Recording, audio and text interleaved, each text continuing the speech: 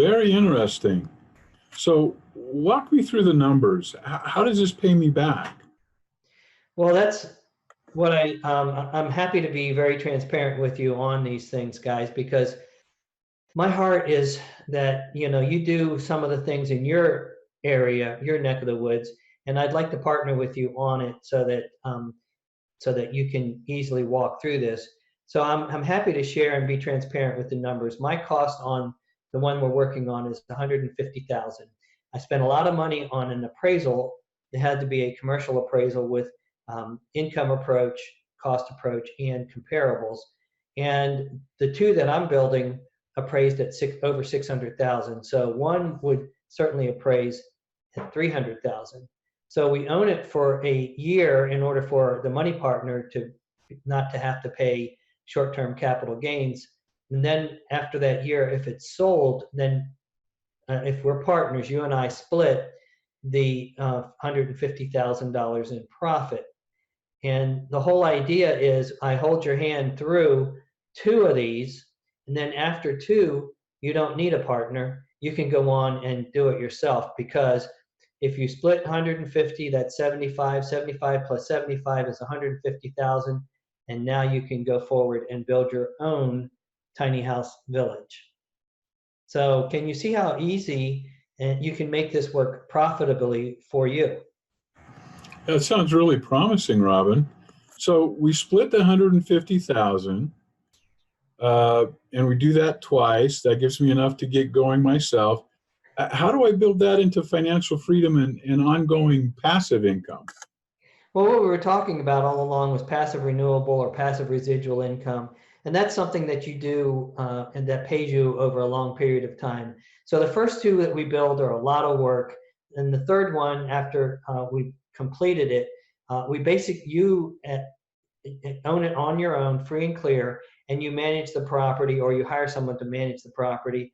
But a rental from these other tiny houses, that's passive residual income. So the game plan is to do this: live in one and rent the other five. I'm renting mine at $500 each.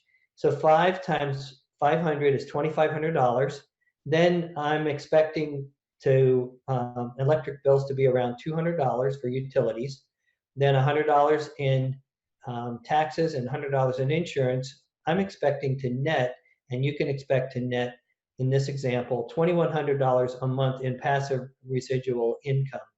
So that's over $24,000 a year. And I know people in the tiny house world that are living on $24,000 a year income.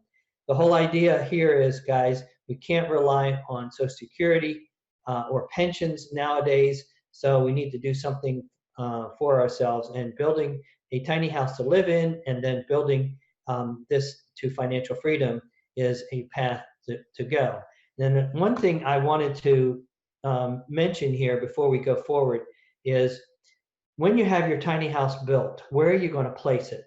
Well, part of this strategy is you place it on the tiny house village lot. When I build a house, I'm the owner builder, I can quote unquote live in my RV on the lot legally while I build my big house. It cost me $50 for a permit to do that. And I'm expecting that in your locality, in your municipality, will allow you to do the same thing. So first you have your tiny house built, and then you move forward to build 3 tiny house villages. The last one you own free and clear, and now you're in the financial freedom world. And if you have a bigger goal than $2,100 a month passive income, the only thing you have to do is the same thing over and over again until you reach whatever your monthly goal was to reach financial freedom. You have no monthly expenses for a place to live. And what if you were able to have 6 for rent? You didn't have to live in one. Or what if you rented them for more than $500 each? You could increase your net per village even more. Very interesting. So I'm sure there's more to it than we've had time to cover here, Robin. How can I learn more? Well, I want to help as much as I can. Other people actually accomplish these things. And so it's an online seminar workshop.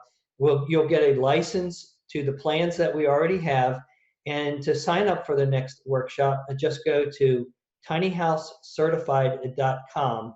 That's tinyhousecertified.com, and reserve a slot for our next webinar.